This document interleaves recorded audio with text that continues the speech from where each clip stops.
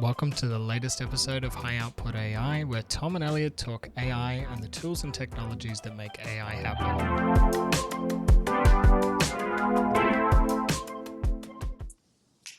I'll see when we start. Wow. What great introduction music you just heard. Hot off the press. Yeah, assuming Tom sent it to me before I finished editing. That was our new intro music, so I hope you liked that. Look, folks, welcome back. Episode 19. Hope you are all doing really, really well. But Tom, how are you, mate? I'm doing well. I get to drink an alcoholic beverage because I've switched time zones. I'm now in New York, here for the next week.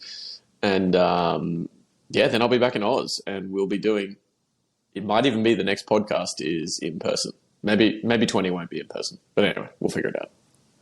Very, very cool. And mate, you know, you're making big assumptions there about how early in the day I'll drink an alcoholic beverage, but fair enough. So, what do you got? It's in the stein. I have the Conehead IPA. It's a Californian beer, and I like the. I'm drinking in a nice glass. My friends that I'm staying at keeps glasses in the freezer to keep them nice and crispy. Mm-hmm. Yeah, so a bit of a hack that I'll be stealing. And I won't steal the glass, though. I have got, what have I got?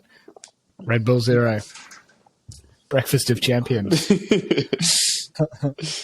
No, the reason I have Red Bull is because I'm in the process of getting my coffee machine ready to sell, and I've been cleaning it out and all this sort of stuff, and I just don't want to make a coffee and then have to do that. Wait, you're selling your coffee machine? I thought I was getting it. Well, yeah, that's what I meant. Unless you'll take it dirty, that's fine. So you're cleaning your coffee machine for me. That's kind. Yeah. Now I feel like an asshole. Any listeners that want it, get out. It's smart. Yeah. Please start the high output AI bidding war for Elliot's old kitchen appliances before he moves to the US. Very good. Very good. Well, looking at our list, we got a whole smattering of things today. Yeah. And random episodes. For those listening, this will probably be a little closer to the newer format. We think we'd like to cover there's so much every week. Yeah. And we'd like to cover a few more topics. We'll probably occasionally do deep dives like we did in the past, but there's just so much happening and we want to cover that. So we're going to try that out today. Let us know if you like it. If you do like the new format, there should be timestamps so you can jump around and listen to what you want to listen to. But leave us a like, subscribe, do all that sort of stuff. Join our growing list of subscribers. Mm-hmm. And if you are a subscriber watching this, thank you so much. It's great to have you here and hope you are enjoying the content. Well, mate, shall we dive right in? Take it away. You're up first. Aren't you? I am up first. This is probably not unknown to everyone, but NVIDIA they've announced a new set of GPUs, the 40 series. So there's the 4080 and the 4090, which look to be coming out fairly soon. But yeah, there's some interesting things around them, which I think is worth mentioning. One being the price point. They're pretty expensive. I think $1,200. I can't remember if I was on the AU or the US site when I saw that for the 4090. And this is despite, the big price drop in GPUs since all the crypto mining stopped. There's also some weirdness around the RAM and the amount of cores and things in the different models. It doesn't quite line up to previous releases, which I think is going to confuse a lot of people more than anything. What do you mean it doesn't line up? Look, so previously they used to sell like the 4080 and the 4090 in a couple of different models, and there'd be a pretty consistent up in like the RAM and the cores between the different models. But now some of them are, more RAM, less cores, more cores, less RAM, and all this sort of stuff. So the 4090 isn't the clear performance winner out of the two, whereas in previous series it would have been. Yeah, exactly. And look, if you're playing games with it and setting it up for that sort of purpose, probably not going to be as big a deal. These are very powerful cards either way. But if you're building AI models or heaven forbid, turning electricity into bitcoins, this might be a little confusing. But the good news is that there is an absolute glut of graphics cards on the second-hand market now that Ethereum swap to proof of stake, and crypto in general is a little less financially lucrative than it used to be. NVIDIA's earnings have been absolutely destroyed in the last 2 quarters because of it, and they're now running into some real inventory problems, both their own inventory and also secondhand inventory. People are selling a lot of them in the secondhand market now. So, there's I can't comment too much on the cards, but people are a little bit worried about the financial performance of NVIDIA. But do tell me, the only research that I've done on these is a red hot 4 minutes into a YouTube video tearing these down, and the kind of headline of it was that these are, I think the headline was something along the lines of the most disappointing GPU launch ever, and NVIDIA is wasting away its massive lead in the GPU market with this release.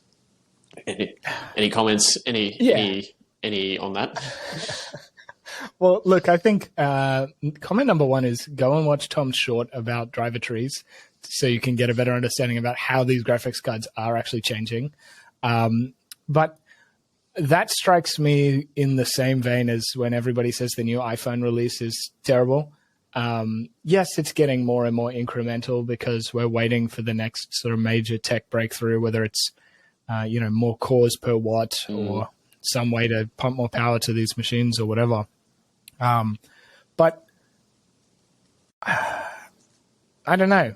I don't think the NVIDIA's going to be destroyed is as accurate. I mean, people are putting their own graphics processors in their ASICs and things, but I don't know. No other major GPU manufacturer really is competing with them right now.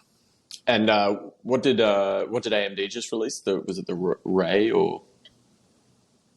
Yeah, they have. I mean, see, this is kind of my point, is that I'm sure they had a release and I'm sure it was good, but I don't know any of the details. It just it just does not bubble up to make headlines in the same way. And I'm not in the market for a new GPU. I'm actually selling a couple of the older ones from my AI listeners machine. are able to buy those, but not the coffee machine. Yeah, absolutely, on the special store.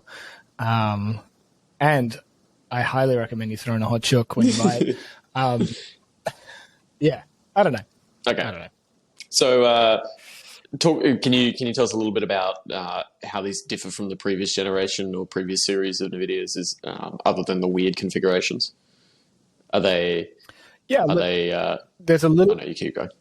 Little more RAM as standard. Usually the TI comes out and boosts the RAM capability, but I think they've got about 12 to 16 gigs of RAM depending on the model. More cores, naturally, a little bit better sort of power per core efficiency. Nothing to write home about. There's a couple of new, technologies in there around. I believe it's a ray tracing module and some other things, more specifically for gaming, which do look quite cool. Yeah. But yeah, look, I'm not using my GPUs for games these days. But I don't know if I'd be racing out to buy one of these if I had a 3080 or a 3090 still. And what about the Ada Lovelace architecture? I was hearing about that. Obviously, an ode to the Ada herself, but what is the Ada Lovelace architecture? Any idea? Look, I'll admit that I'm dry on details on that one. I did see that, but I don't know. Well, I can tell you that it is a breakthrough moment for 3D graphics. The Ada GPU architecture has been designed to provide revolutionary performance for ray tracing and AI-based neural graphics. Heard it here first. Oh, there you go. That must be the trade name for. Oh no, that's all original from me. Oh yeah, I imagined.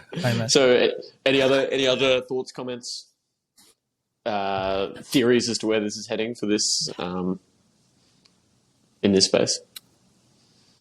Yeah, I don't think we're going to see anything too drastically different. I mean, these GPUs are still for consumers mostly to play games and things. We'll probably. I mean, we've got the industrial grade GPUs as well, which NVIDIA makes and end up in a lot of data centers. If I was to hypothesize and think of a business angle that's probably a little untapped, it might be sort of middle of the road consumer grade non-graphics GPUs. So things for like video encoding, audio encoding, and deep learning on a consumer-grade platform is probably a bit of an untapped market. And you can sort of see Apple with their M1, M2 chips are trying to put capabilities in that space with codecs and other bits and pieces. I don't know if that'll end up. I don't know if there's enough of a market there, really. But that, to me, seems like the missing sort of middle ground. Do you think with like that bottom of the market will go basically to the cloud and data center from a GPU point of view? So, for example, if it's me and I'm on my laptop, right, and I don't actually need that much compute power, would I be in a would there be a world where I'm essentially just purchasing compute from a cloud-based server, some data center somewhere? Obviously, I think with gaming, what was it? Google Stadia tried to do this, but there was too much lag between the connection. But are we is it heading towards a world where like hardware is outsourced? A little bit. So, I mean, in the gaming world, Stadia, I don't know if they've shut that down, but PlayStation in their new PlayStation subscription does stream some games in the US.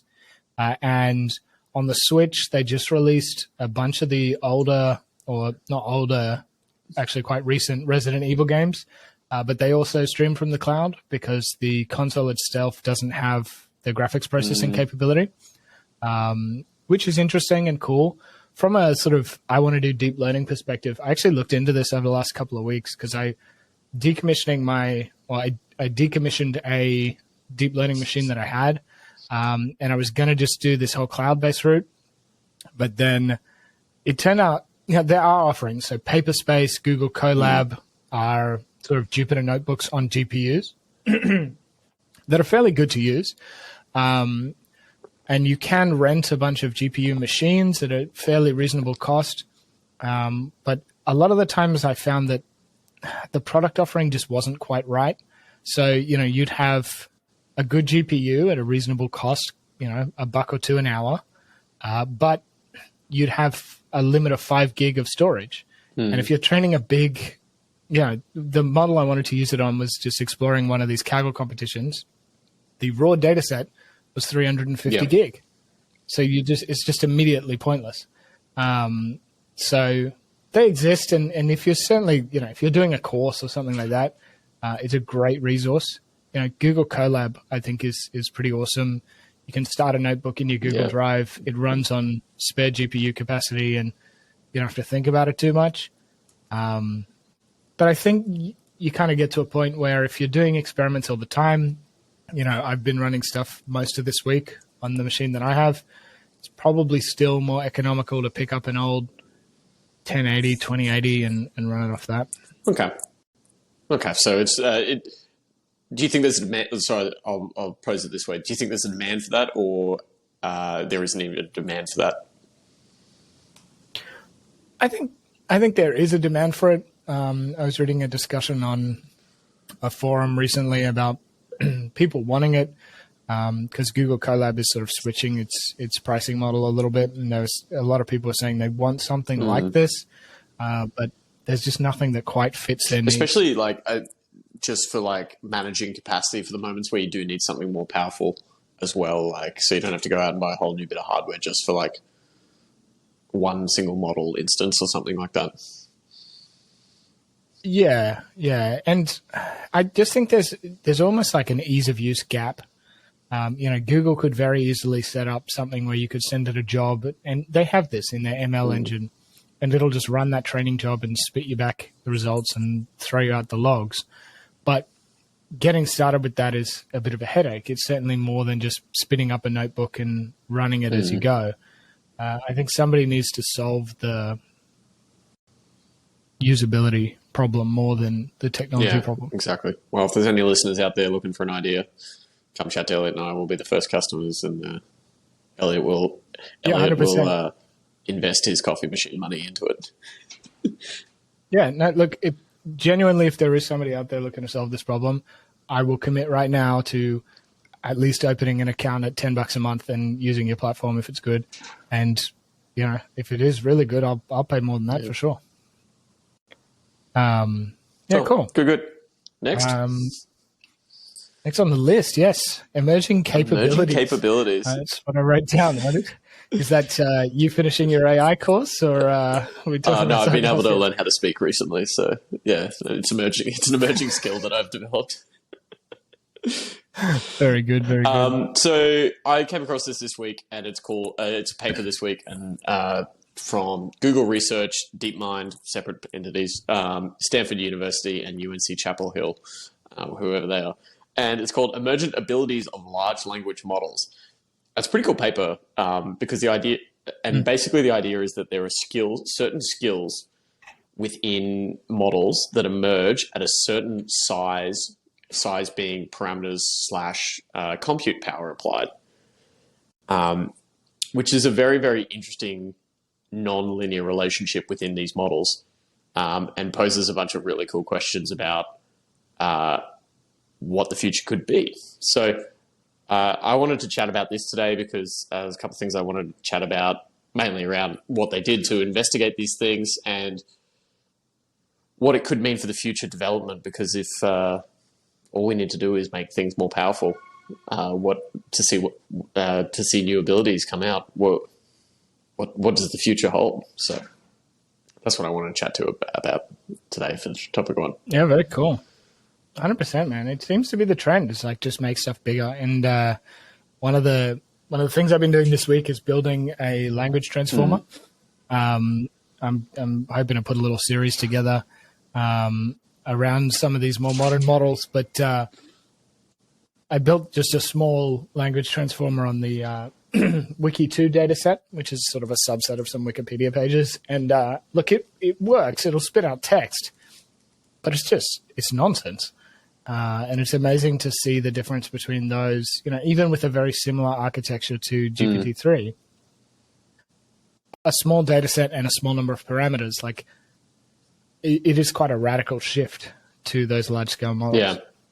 It's a really, really cool paper. I would suggest people read it.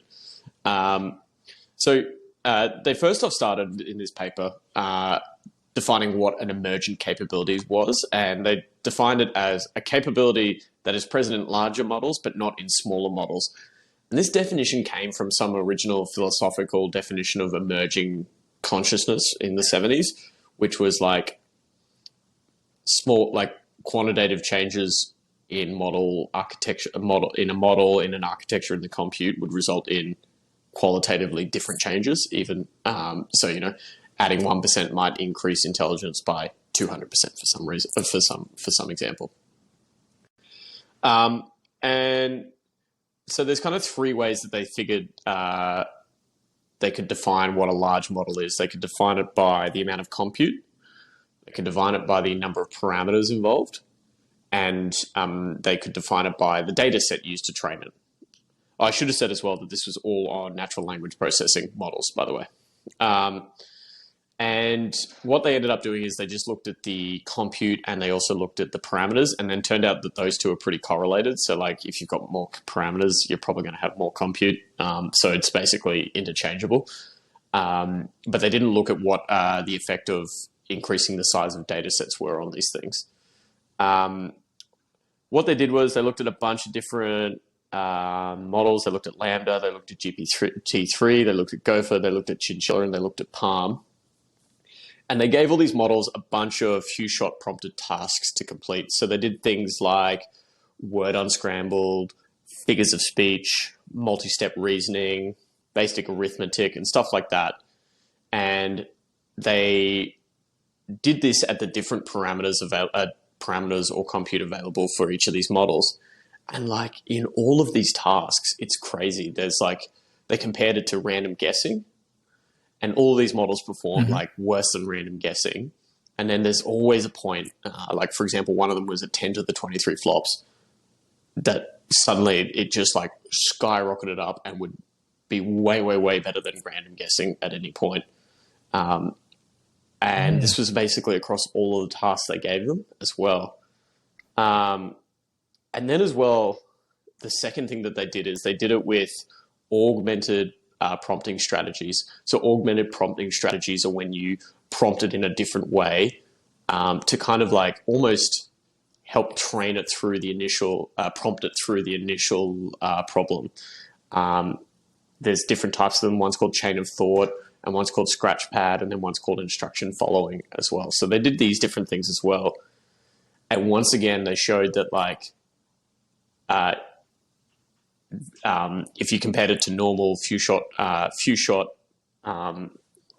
prompting versus this augmented prompting, once again, there was still like nothing, and they would just hit a certain number of compute or parameters, and bang, it would just shoot up and perform well above random guessing. And what it shows is like the kind of conclusion of this is that like at certain scales, abilities and skills that weren't actually trained into the model appear, because these are all few shot or augmented prompting. So like these weren't trained in skills. And it's just crazy to think about, like, if you look at these graphs, how much appeared at the 10 to the 22, 10 to the 23 flops versus of compute. Like, what would happen if we put another 10 orders of magnitude on that? What new things would appear in this? And it kind of like says that if we just stopped researching AI at the moment and just focused on improving compute, we would still see a lot of development in the space. Yeah, for sure. I think this has actually disheartened a lot of people. There was a similar paper called, I think, Scale is All You Need. And I think it got a lot of people thinking that like the era of discovery is over in machine learning, because the winners will be the OpenAIs and the Googles and the Deepminds with thousands and thousands of GPUs, which I would definitely push back on. I'm listening to a book at the moment on sort of just the history of scientific discovery. And there was similar sentiment when they discovered the electron. They said, physics is done. There will be nothing left to discover. You should just quit your jobs right now. So I would caution people against thinking that this is the end. But I think what'll be interesting is, we've talked about this on the show before, is, let's take NLP as an example. Old school NLP was convolution models or recurrent neural networks, and now it's mainly transformers. And, it'll be interesting to see how these different capabilities emerge with newer architectures, because I think there's still new work to be done that says, okay, if you're using a transformer, it's 23 flops for this capability, but I've got a new architecture that's slightly different, and now it's 15 flops, because something about this new architecture is making this better. And I think that's a much more interesting way to compare architectures than what they do currently, which is pick a metric, pick a data set, and show how it performs on that data set, which is often wrought with sort of data set bias or anything else. You're 100% right there, and this is like one of the points of the discussion which is against the all that matters is scale, because they basically say that like just because something appears at a certain scale doesn't preclude it from appearing at a lower scale of compute. And in fact, this is actually a great way to develop the space, is to like throw scale at the problem to see what we can create, and then work backwards to see how we can then drastically reduce the compute required to get that skill or that ability from the models. And then they give lots of examples as well. Like there's a model out there called Superglue with 20 billion parameters, is similar to in certain areas. It's very, very similar and outperforms GPT-3 at 175 billion parameters in certain tasks. So like scale isn't the only, scale is a path, but it's not the only path. Yeah, 100%. I mean, I remember, most of my early work was in image models, and there was this whole idea around building these large, complex image models and then distilling those models into smaller, more manageable models. So let's say OpenAI builds a 1 trillion parameter model. You know what its capabilities are in certain language learning tasks, and then you use that model and new data as a sort of combined way to train a new model with the goal of replicating that behavior, but also with a penalty on how big it is. So it's trying to optimize itself down to a much more compressed version of that same model. I suppose the only thing the other thing I want to talk about is like why they kind of talked about why do they think this emergence occurs, like these new abilities emerge. And basically, because I haven't asked you this question and I wanted to, is they said more compute allows more layers to help step through problems that have more sequential computation steps. Can you explain that to me? I didn't really understand that one. Yeah. So, yeah, if we take this back to, let's say the like the old school sort of linear neural network where it's just like a bunch of weights and then another layer and then another layer and then another layer. Like, let's put transformers aside and all this other sort of stuff for the minute. What tends to happen is that at the very top layer, it forms sort of combinations of your raw data. So it might say that like predicting the price of bananas might be a little bit to do with the amount of lemons we harvested and the last sale price of limes and the temperature in the Caribbean. And then it says, okay, cool, that'll give me some vague new metrics that I can use in my calculations, but I want to go a step deeper. And we say, okay, maybe it's the square of that parameter that I just calculated plus, this parameter and this parameter. And what it does is it allows you to sort of form more and more complex combinations of parameters as you step through the problem. And each layer takes the data from the layer before and forms new parameters. So if you wanted to do x squared, you'd have your x layers, and then you'd have another layer which multiplies two x's together. As a very sort of contrived and simple example, I think what they're saying here is that you need a certain number of steps and the ability to backtrack through those steps in order to do some of these complex behaviors, and having more layers enables you to do that. What I'd be really interested to see is, often these layers get bigger and bigger and get more complex as they go. To see some comparison of, okay, we'll give it more layers, but we'll drastically restrict the amount of capacity at each layer and try and work out sort of where those sweet spots are in terms of, we have 15 layers, but they're all very, very lightweight. They don't do very much on their own, but we need 15 layers to make it work versus one layer with 15 times the capacity gets a pretty good estimate of the same what thing. is the minimum number of layers required? Yeah, exactly. Another interesting reason why they say emergence occurs like this is actually just from the way that we measure success of completing a problem. Like in a lot of these problems, there is multiple steps to reasoning out the answer. And the way the metrics are set up, if there's 5 steps and you do 4 correctly and the 5th one wrong, you're still wrong. And there's no comparison to, and you're marked as wrong as the model that would do 3 steps and get the last 2 wrong, even though it's technically got 1 step more correct. So there could be like a little bit of like metric bias in it as well that shows that suddenly at a certain level it's actually solving the problem rather than solving the steps correctly. So that's one reason that they give to it, which would be pretty investigatable in my opinion. So hopefully someone goes and does that work. And then the next reason they said is just like more parameters just equals better memorization and recall. So, which just make. Yeah, definitely.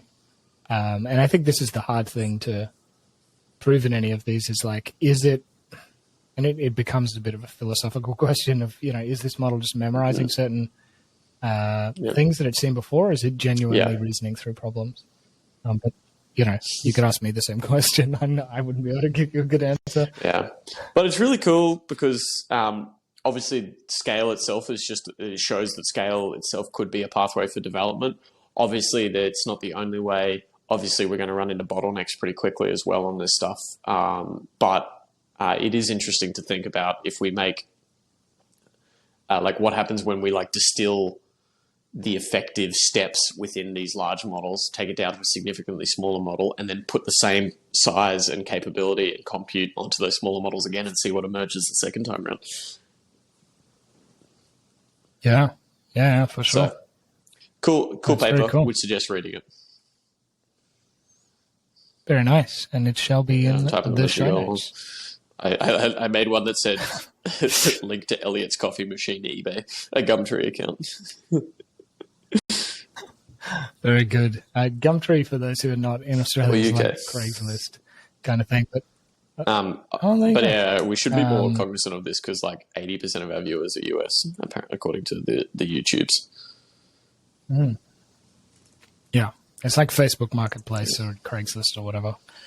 Yeah, nice. Two. All right. Number three. Number two for you. Isn't it? Yeah, very good. So this one I think will blur together with a couple of these others coming up, but Getty Images has released a statement saying stock photography on their website cannot be AI generated.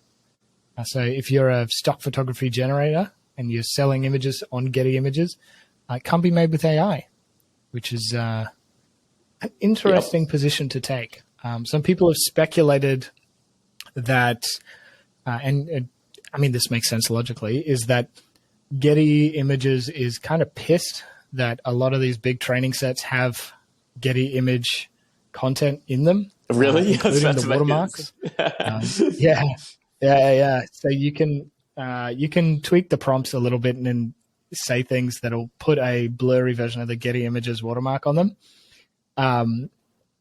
And the theory is that if you're going to go after OpenAI or Stable Diffusion, you can't also have a platform full of AI generated content and have good grounds to stand on,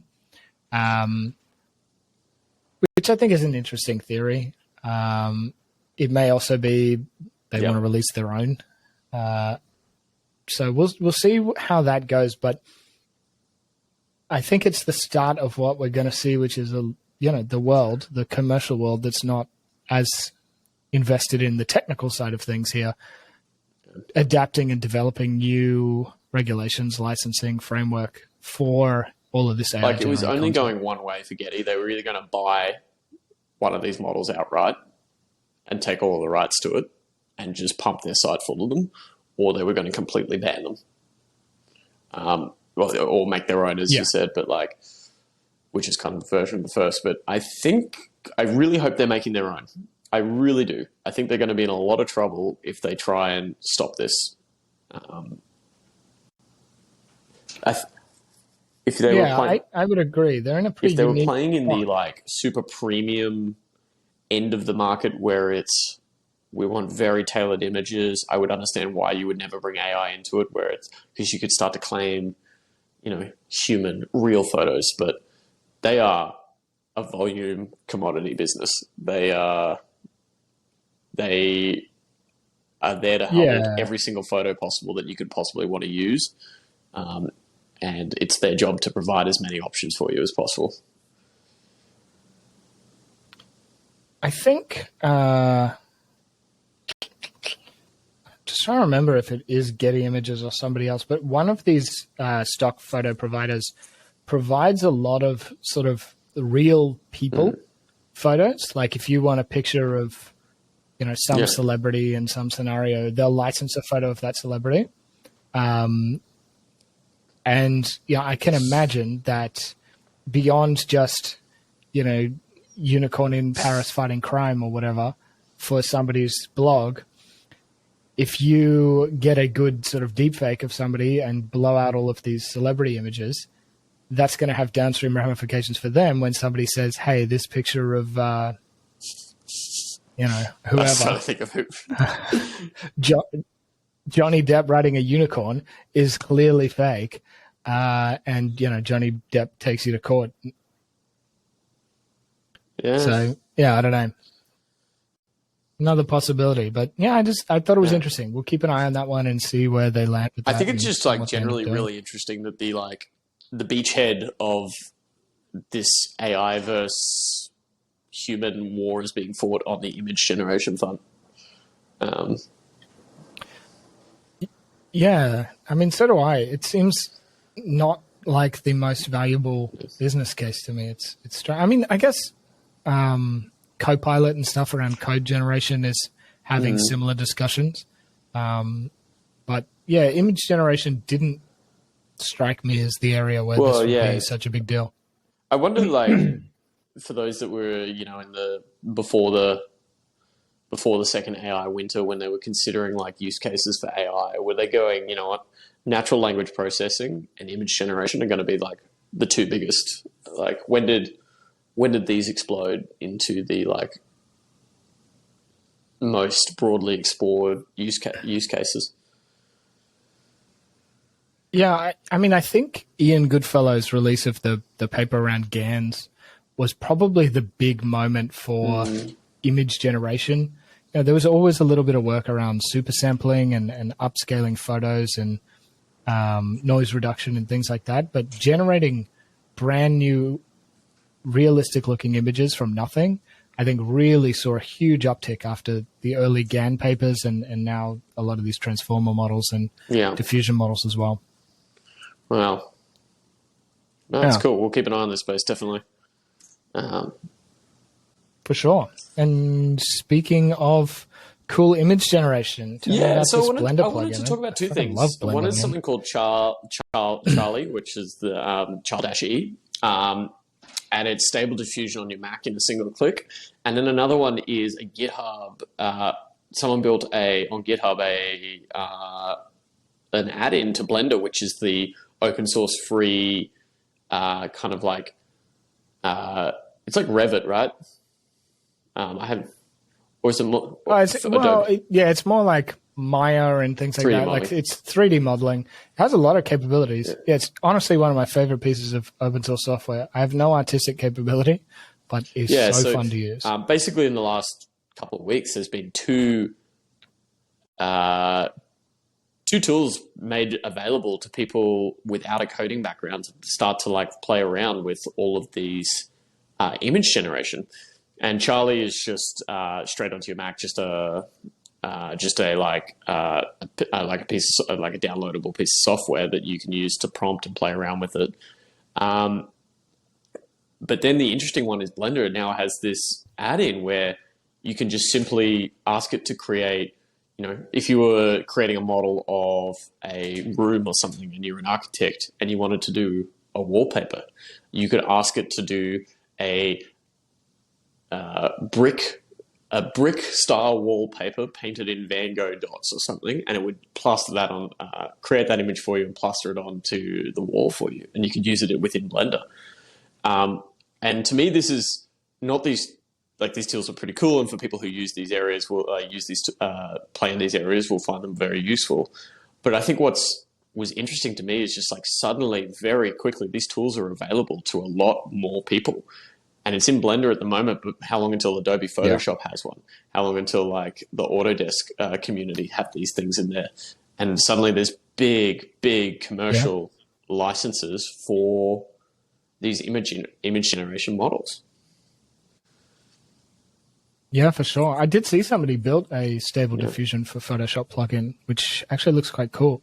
And, you know, big shout out to the person or people, I can't remember if it was just one person or multiple, who put together this Chal-E thing. I read a little bit of the story. So BuildSpace, which was originally sort of a Web3, learn to do Web3 online sort of thing, put up a prize for anybody who could build a self-contained Mac app for Stable Diffusion to allow a lot more people to play with it. And this person, guy or girl, I don't know, never done any AI work before, just said, I'll have a go at that, and put it together, worked out how it all worked, and released it. And I think it was maybe like 10 grand or something for putting that together, which I think is that's awesome. Like, I think, to me, the fact that this model is open source, weights available, I mean, it's just absolutely decimated the DALL-E business model and created so much cool and interesting stuff. No, and it's interesting, like, where this will take the business model. And like how quickly this is all happening as well is like, it feels like DALL-E was like released within the last couple of months, and now suddenly, and you know, it was super hush-hush, secret, waitlist, only like a few people got access to it, and now suddenly, like, I can just download something right now and play around with it. And it's going to, Yeah, like, 100%. you go. I still haven't gotten my spot on the DALL-E beta. I've been on the wait list pretty much since it came out. And as you said, what this is going to do for the business model, because now suddenly it's going to be, now there's free versions available for it, right?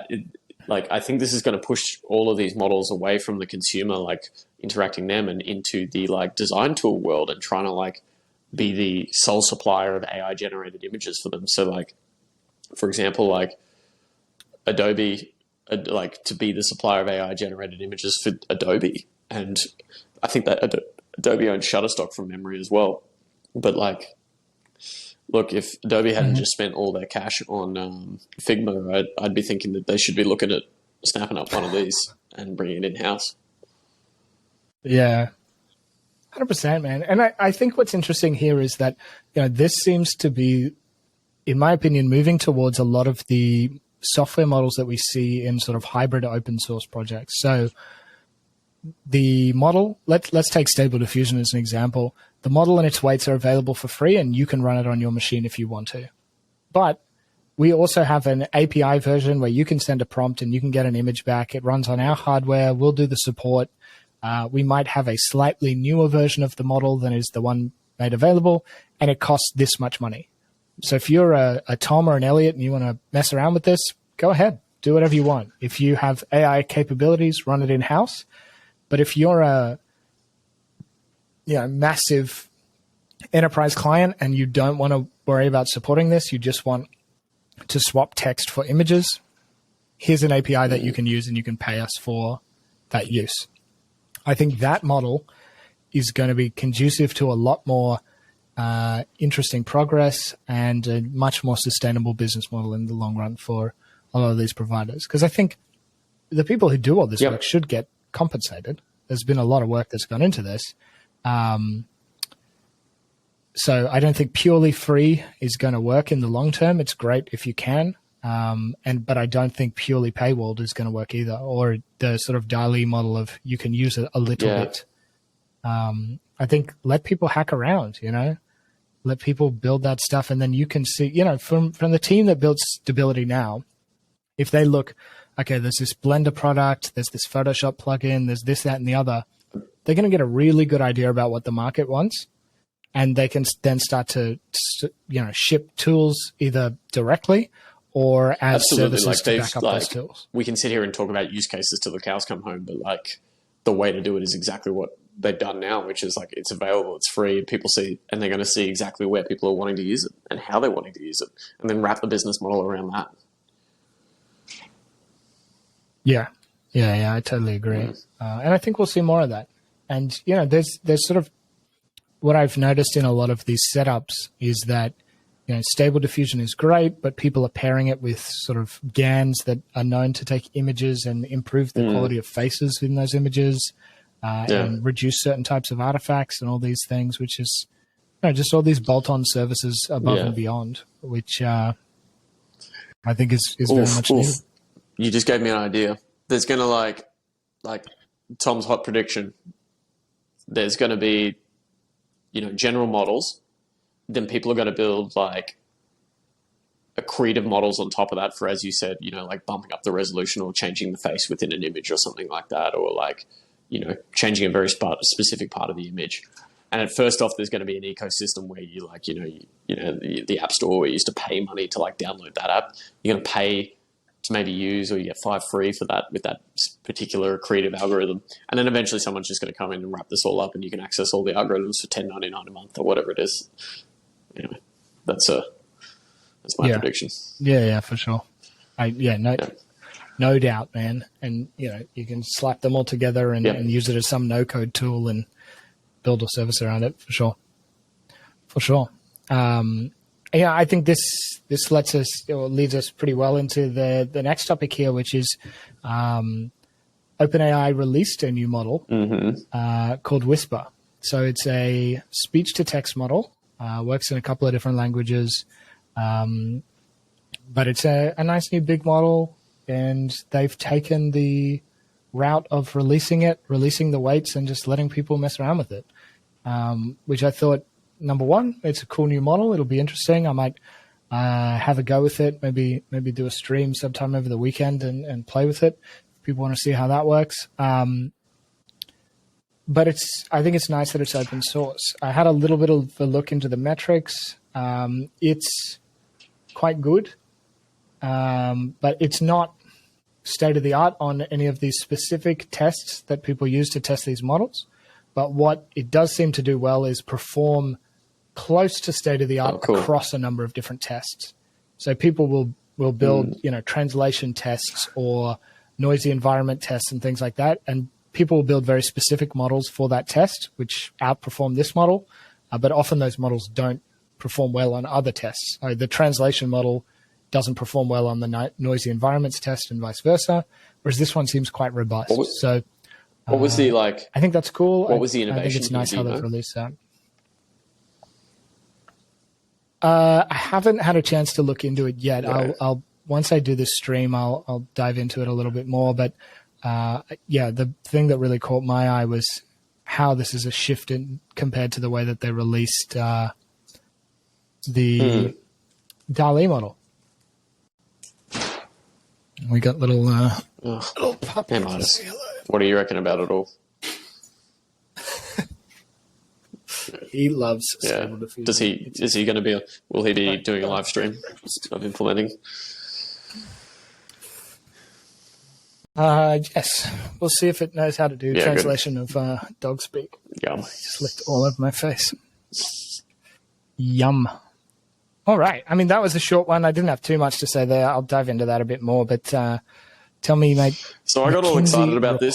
There was a little report that came out from McKinsey that said the next frontier for AI in China could add 600 billion to its economy.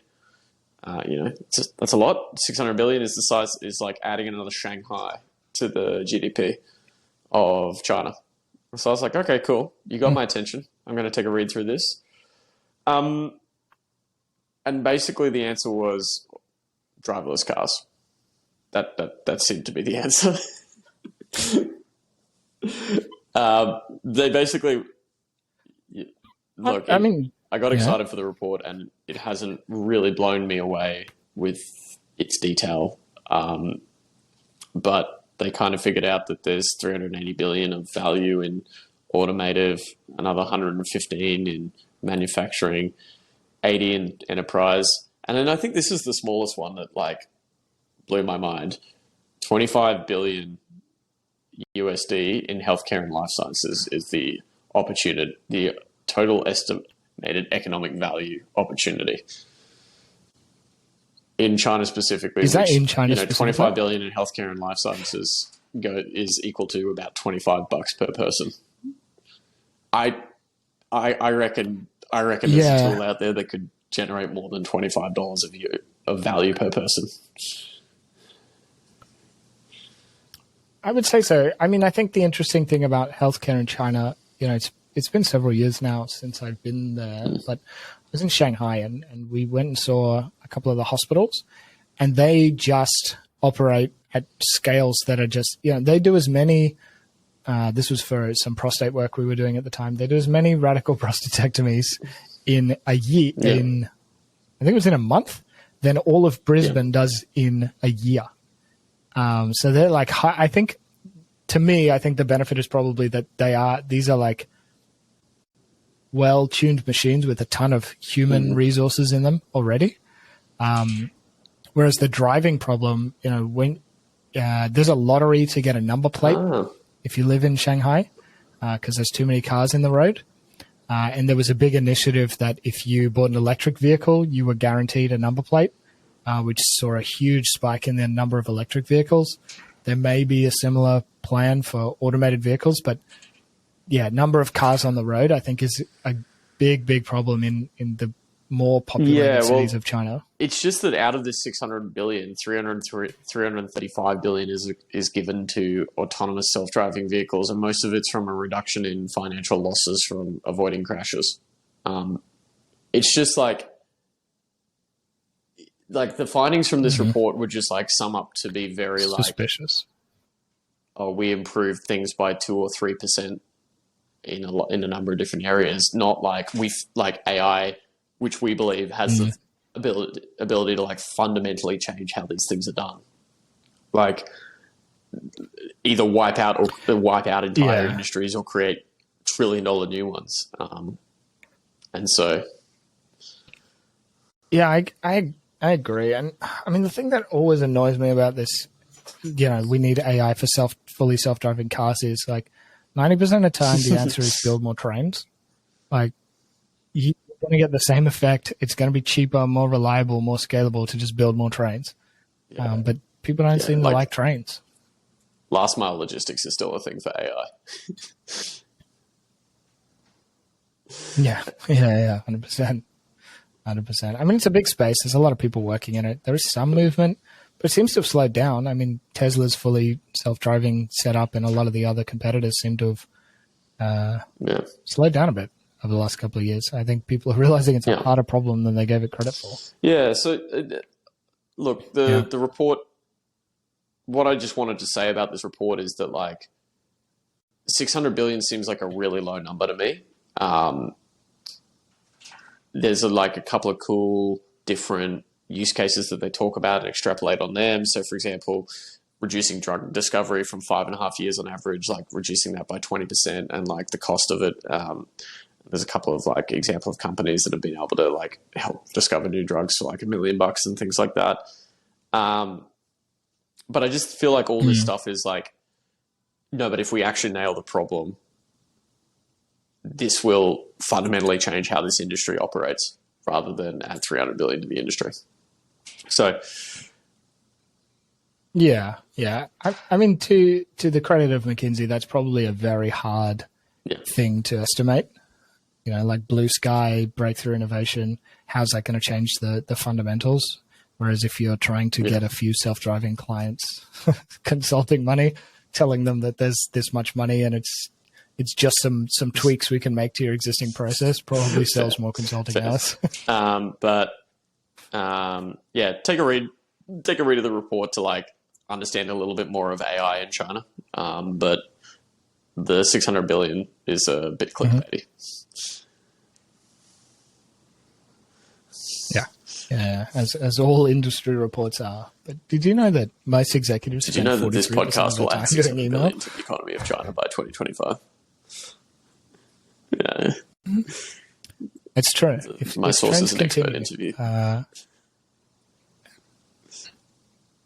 Yeah. I mean, if you think about the gear that we've purchased to do the podcast was probably made in China, so it added to the economy.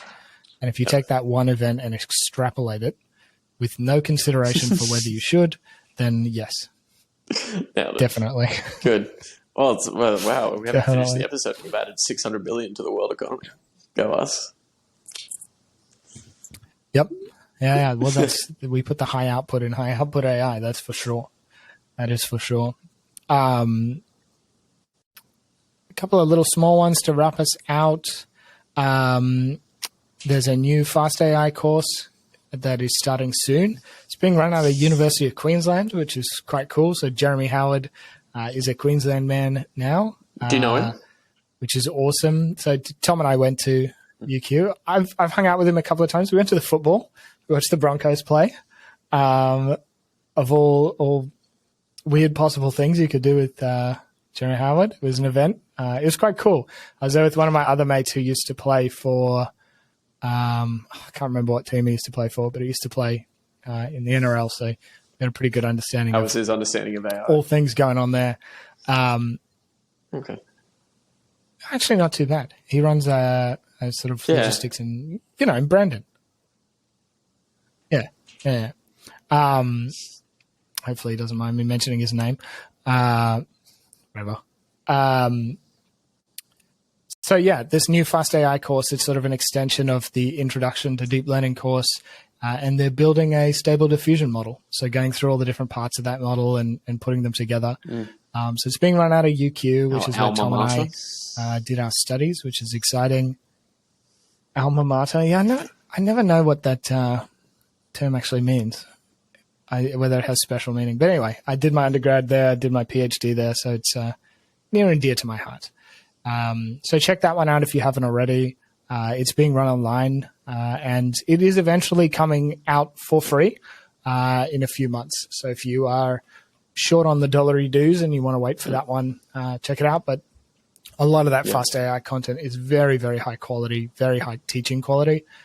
So definitely, I've nearly finished my Coursera one, so I'll do it. Out. I'll do it, and I'll record a bit of it and release a video on it. Little summary, little review for anyone who's interested. And also, alma mater directly translate as nourishing mother or bountiful mother. Yep. Old mama UQ. And then the last one that I had here was a cool model, which I think you'll like as well, as this Act 1 model. So it's a text-to-action model that was released by... I didn't write this down, but I was on their website this morning. But they've released this tech demo, and let me just get the name up because we should... Adept.ai. It's in the show notes. But you put in a task that you want it to execute, and it then takes control of your browser and aims to execute that task. And they've released a tech demo. It doesn't work on everything right now, but they say, for example, you're on one of the housing websites, Zillow or whatever else, and you're like, find me an apartment in downtown New York between this much and this much that allows pets and is 15 minutes walking distance to the nearest subway station. And it knows how to interact with the web pages, look at what's on the screen. Holy shit. And continue that process. It's the next version of Zapier. But if this, then that. Yeah, man. But some of the cooler examples I saw, and this probably speaks to how much of a massive nerd I am, is they have a plugin for Google Sheets, and they have like a bunch of columns, and they're like, oh, can you add a average revenue and median revenue column to the spreadsheet? And it'll just do it. I think it's so awesome to see this sort of stuff, this sort of lightweight automation type stuff. Builds into my theory, my running theory. It's very cool. Basic analysis is just going to continually be more and more automated until there's only the hard stuff left. Yeah, definitely. And it reminds me of that Google tech demo from a couple of years ago at I/O, which was the voice assistant that could call and make bookings for you, which I think is very cool. And you could tell it you want a haircut, and this is when you're available, and it'd do the back and forth with the real human. Cool. I can imagine there's a lot of lightweight sort of scraping work and data collection work and stuff that this model will make really, really easy. And for it, let's say you have no use of your arms or something like that, and you need, you want access to websites that aren't the most accessible. Models like this could really change the way people are able to interact with technology, which I think is such a fantastic outcome of some of this research. Can I use it? Because I literally need to basically do what you did, but change the word from New York to Sydney. And I'll send you the link. I can't remember if you can get access to the preview or if it was just the video demos. I'll try and find my place in Sydney and record it. And then not tell everyone which one it is. Yeah. Very cool. Very cool. Well, I mean, man, that's big week. What did we cover? That's all I had. So we covered NVIDIA's new graphics. We then talked about emerging AI trends. We then talked about what was the next one we talked about?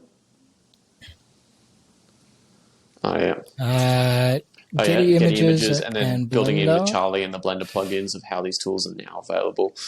OpenAI Whisper, which I'm excited for the live stream. The last one got some good views. It was popular, so I'm excited to see the next one. Then a random McKinsey report on China, and now finally, and then the fast AI course from our nourishing mother, our alma mater, the UQ, and then now Tom's new tool to find his new place to live in, Adept.ai. So, and breaking the next level of automation, no code automation. Yes, definitely. Well, mate, we covered a lot this week. Any last things you want to plug? Just keep before checking we, out the channel. There's say nothing else goodbye to for plug episode except that 19? these days. It's only the channel. Good. Yes, please do all that YouTube stuff. Connect up. We are slowly working on getting audio versions of these podcasts up somewhere. But if you're watching this now, it's probably still on video. Do tune in to the live shows. If you've got any topics you want us to cover, leave them in the comments. But yeah, other than that, thank you all for being here, all for listening, and Awesome stuff. I hope you have a great week. Bye, everyone. See you next week. See ya.